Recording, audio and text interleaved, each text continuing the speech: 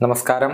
Raf talks ഫുട്ബോളിലേക്ക് ഏവർക്കും സ്വാഗതം. യുഎഫ യൂറോ കപ്പിലെ ആദ്യ 2 മത്സരങ്ങളിലും വിജയിച്ചുകൊണ്ട് പ്രീ ക്വാർട്ടർ യോഗ്യത കരസ്ഥമാക്കാൻ വമ്പന്മാരായ പോർച്ചുഗലിന് ഇപ്പോൾ കഴിഞ്ഞിട്ടുണ്ട്. അവസാനത്തെ മത്സരത്തിൽ തുർക്കിയെ എതിരില്ലാത്ത 3 ഗോളുകൾക്കാണ് അവർ തോൽപ്പിച്ചിട്ടുള്ളത്.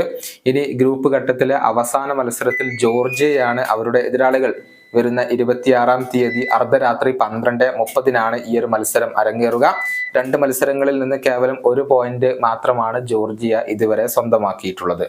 നാപ്പോളി സൂപ്പർ താരമായ കീച്ച ക്വാരഷ്കേലിയ നിലവിൽ ജോർജിയയ്ക്ക് വേണ്ടിയാണ് കളിക്കുന്നത്. അടുത്ത മത്സരത്തിൽ ക്രിസ്ത്യാനോ റൊണാൾഡോയെ നേരിടാൻ അദ്ദേഹം റെഡിയായി കഴിഞ്ഞിട്ടുണ്ട്.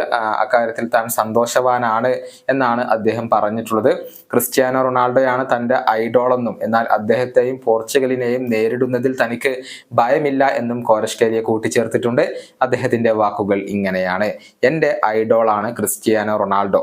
അദ്ദേഹത്തെ കളിക്കളത്തിൽ കാണാൻ സാധിക്കുന്നത് എന്നെ സന്തോഷപ്പെടുത്തുന്ന കാര്യമാണ്. അദ്ദേഹത്തെ നേരിടുന്നത് എന്നെ സംബന്ധിച്ചിടത്തോളം ഒരു സ്വപ്ന സാക്ഷാത്കാരമാണ്. എന്ത് സംഭവിക്കും എന്നത് നമുക്ക് കാത്തിരുന്ന് കാണാം. അദ്ദേഹത്തെ നേരിടുന്നത് സന്തോഷമുണ്ടാക്കുന്ന കാര്യമാണ്. പക്ഷെ അദ്ദേഹത്തെയോ പോർച്ചുഗലിനെയോ നേരിടുന്നതിനെ ഞാൻ ഭയപ്പെടുന്നില്ല. ഇത്തരം ടീമുകൾക്കെതിരെ കളിക്കാൻ കഴിയുമെന്ന് ഞങ്ങൾക്ക് ഈ ഒരു മത്സരത്തിലൂടെ ബോധ്യപ്പെടുത്തേണ്ടതുണ്ട്. ഇതാണ് കീച്ച ക്വാരഷ്കേലിയ ഇപ്പോൾ പറഞ്ഞിട്ടുള്ളത്. പ്രീ ക്വാർട്ടർ സാധ്യത നിലനിർത്തണമെങ്കിൽ ഈ വരുന്ന പോർച്ചുഗലിനെതിരെ മത്സരത്തിൽ വിജയിക്കൽ ജോർജിയക്ക് നിർബന്ധമാണ്.